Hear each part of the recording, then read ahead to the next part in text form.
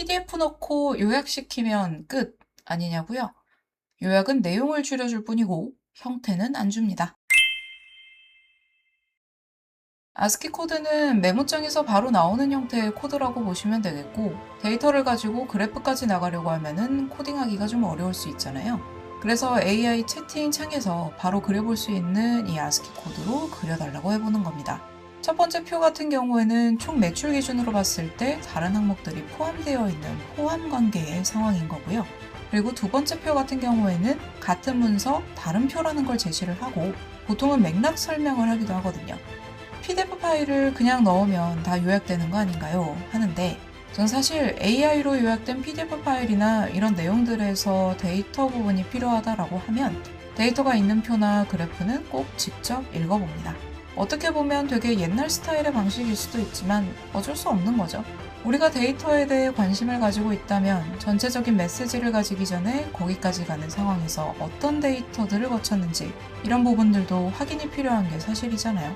특히 두 번째 그래프 같은 경우에는 음수와 양수의 구분 정도만 돼도 이 5개의 항목 간의 차이가 분명히 나타날 것 같았고, 그래서 이렇게 나온 내용들은 사실 메모장에도 붙여넣기 할 수 있을 정도로 되게 공유가 쉬운 자료라고 보시면 되겠습니다. 하다못해 메모장만 가지고도 데이터 시각화하고 그 다음에 간략한 데이터 브리핑을 할 수 있다라는 거는 꽤 다양한 데서 장점일 거라고 생각합니다. 지금 여러분들 보고 계시는 자료는 제가 처음에 가지고 왔던 그 PDF 파일에서 필요한 데이터만 뽑아왔고요. 그 개수상으로는 그다지 많지 않은 상황이어서 첫 번째 표가 어떤 내용을 이야기하는지 쓴 거는 제가 판단한 내용을 가지고 이렇게 쓴 겁니다. 그리고 아래쪽에 있는 내용들이 지금 총 매출부터 시작해서 이런 형태의 데이터들을 지금 시각화해서 보여주고 있는 상태고요. 어떻게 보면 굉장히 좀 어설프거든요. 그런데 그럼에도 불구하고 이런 방식도 괜찮겠다라고 생각했던 이유는 너무 복잡하지 않아서예요. 저희가 요즘 너무 복잡해지거든요. 만드는 자료들이나 툴이나 하다못해 간단하게 명령어만 입력하면 됐던 AI도 지금 좀 복잡해지는 느낌이라서 이번에는 힘을 빼려고 약간은 좀 어설픈 그래프로 가져와 봤습니다. 이것도 마찬가지로 AI가 바로 뽑아낸 그래프라고 예상을 했을 때 가장 큰 장점은 무엇이냐? 첫 번째는 빠르고 가볍게 훑을 수 있다. 그리고 두 번째, 이런 내용들은 AI가 멋대로 붙이는 내용들이 많아요. 데이터를 시각화하거나 필요한 데이터를 뽑아내거나 기획 단계에서도 얘네들이 덧붙이는 내용들이 지금 좀 생기고 있거든요. 그래서 이때는 우리가 빠르게 파악하고 필요 없는 내용들은 날려가면서 원본 내용들을 리서치할 필요가 있다. 그래서 이런 방식으로 그래프들을 표현하는 방법들이 있구나라고 생각을 해주시면 되겠고, 문서라고 생각하시면 안 돼요. 저희가 원래는 기획이나 이런 것들을 할 때는 그냥 메모장 하나 켜놓고 혹은 뭐 연습장 하나 펴놓고 여기다가 펜으로 뭔가를 전달하는 과정들이 있었잖아요. 그 과정과 비슷하다라고 보시면 됩니다. 자, 이미지로 가지고 가서 정확히 어떤 내용들이 있는지 한번 보도록 할게요. 약간 낙서한다라는 식으로 보시면 될 것 같아요. 첫 번째 나와있던 총 매출에 어떤 것들이 영향을 끼쳤느냐라는 거거든요. 여기에서 우리가 생각해야 할 거는 사전 상황을 제가 빼놨어요. 폐기 분석이라고 합니다. 그 온라인 쇼핑이 1% 증가했을 때 다른 요소들은 어느 정도 증가를 하느냐에 대한 거라고 보시면 됩니다. 그래서 여기는 총 매출이 되고요. 온라인을 제외한 나머지 그 항목들이라고 보시면 되겠어요. 이 상황에서는 2번부터 5번까지 내용이 합쳐지면은 총 매출에 기여하는 정도가 나온다라고 보시면 되겠고요. 앞서 말씀드렸던 것처럼 성장이랑은 크게 관련이 없는 상황입니다. 그러면 우리가 여기서 봐야 될 건 뭐냐? 아쉬운 부분들이 분명히 보이거든요. 대표적으로 지금 나와 있는 부분들 중에 시작 부분이 다들 조금씩 다릅니다. 아마 뭐 엑셀이나 코드를 이용해서 그리는 그래퍼에서는 아쉬울 수밖에 없죠. 그래서 이때는 판단을 얘네가 제일 길구나. 그리고 1번을 제외한 상태에서는 업체 수가 제일 길구나. 이 정도로만 판단하셔도 괜찮아요. 그리고 나머지 부분에서는 2번과 3번이 같은 스타일로 디자인되어야 되는 상황입니다. 유의미하지 않다라는 개념을 넣어줘야 되기 때문에 이 부분의 경우는 얘네들은 서식이 좀 비슷한 상태이기 때문에 의미가 크게 없을 수 있겠다 정도로 판단하시면 되겠고, 그러면 이 총 매출, 즉 온라인 쇼핑이 1% 증가할 때 어떤 항목들이 영향을 받느냐, 업체 수와 업체당 소비자가 연결이 되는구나, 이렇게 생각을 하시면 됩니다. 그래서 정확하게 데이터를 파악해야 되지 않나요? 정확한 데이터 파악은 저희가 조금 더 AI랑 이야기해가면서 맞춰 나가시면 되고요. 지금은 말 그대로 가구 조립하기 전에 전체 모양만 일단 맞춰보는 거예요. 약간은 헐겁고 시작하는 부분 조금씩 다르더라도. 그래서 이런 내용들이 있기 때문에 그 다음에 보고서에서는 업체 수나 업체당 소비자에 대한 이야기를 좀 더 하지 않을까라는 판단도 내세울 수가 있고, 그리고 당장 이 안으로만 봐서도 업체당 소비자보다는 업체 수가 훨씬 더 뭔가에 대한 영향력이 크구나, 이 정도로 판단을 하고 지나가신다는 얘기예요. 그러면 굳이 이렇게까지 할 필요가 있을까요?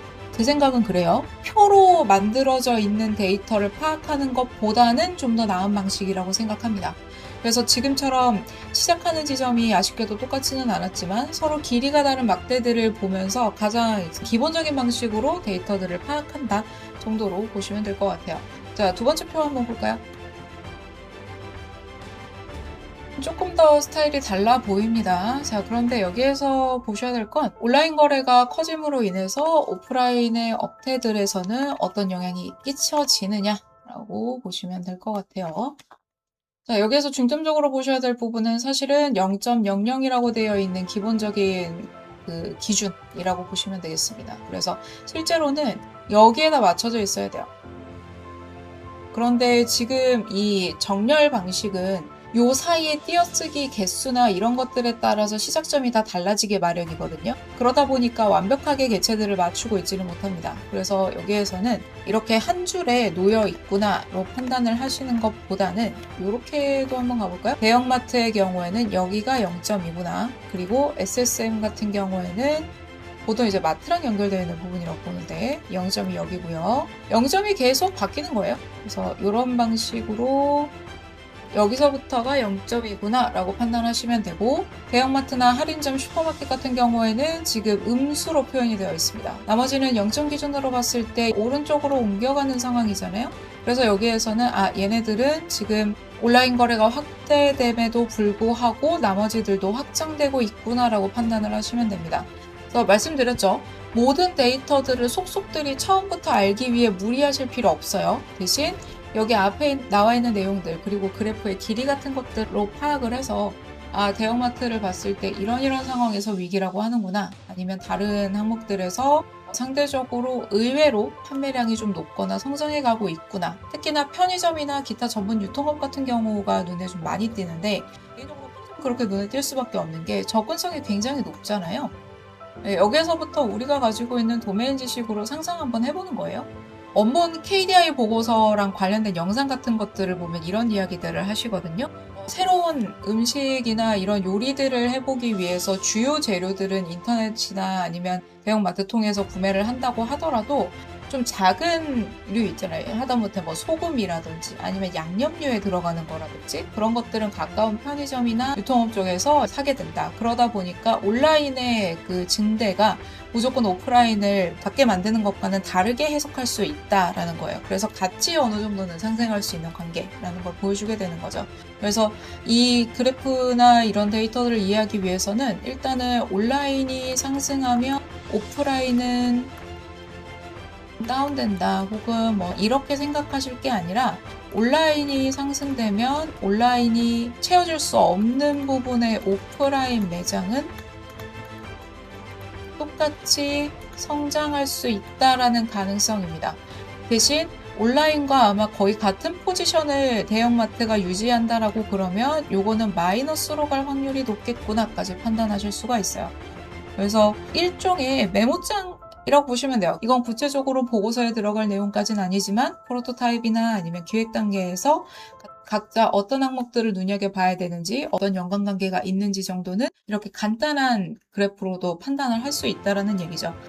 대표적으로 말씀하시는 게 그래프 그리다가 시간이 다 가거나 아니면 그래프 그리다가 힘이 다 빠진다, 이렇게 설명하시는 경우들이 있는데, 그런 과정들을 확실히 지워주기 위해서는 약간 좀 완성되지 않은 형태의 그래프를 보더라도 어느 정도는 이런 데이터 이야기를 하겠구나 라고 판단을 해주시는 연습이 필요하다고 생각을 합니다. 원본 데이터를 소개합니다. KDI의 온라인 유통의 성장과 유통시장 정책 개선 방향이라는 좋은 보고서고요. 이런 보고서를 볼 때도 표나 데이터를 먼저 훑는 습관이 있습니다. 전체적인 내용만 알고 있으면 되지 않느냐? 글쎄요. 그 각 단계를 이해하기 위해 필요한 데이터들이 있을 것 같아서요. 이 보고서의 데이터는 양으로 보면 그다지 많지 않기 때문에 메모장에서 따라 쓴 다음에 붙여넣기 하는 방식을 썼어요. 쓸만합니다. 메모장을 한번 거치는 이유는 혹시라도 이후에 저장이나 기록으로 남겨두는 과정을 위해서예요. AI 채팅창의 자료들은 솔직히 다시 찾기가 매우 번거롭거든요. 여기에 이 내용을 그냥 그래프로 바로 그려달라 그러면 제미나이는 바로 코딩으로 그려버리기도 합니다. 대부분 파이썬이라는 언어를 쓰죠. 이 과정은 차트 라이브러리의 기본 폰트가 한글을 지원하지 않기 때문에 한글을 구현할 수 있도록 폰트 파일을 넣거나 파이썬 구현이 쉬운 콜앱 같은 다른 도구를 열어야 원하는 그래프를 얻을 수 있습니다. 이런 상황들을 생각해서라도 한 번에 브리핑할 수 있는 약간은 완벽하지 않은 그래프들도 필요할 수 있다라는 얘기를 해봤습니다. 완벽한 그래프를 만드는 게 목적이 아닐 때가 많죠. 데이터를 어떻게 읽을지 정하는 게 목적일 때는 이렇게 형태만 잡혀도 충분합니다. 영상 시청해주셔서 감사드립니다. 궁금한 점은 댓글로 남겨주시고 도움되셨다면 구독으로 알려주세요. 지금까지 정보 디자이너 센이었습니다. 편안한 하루 되세요.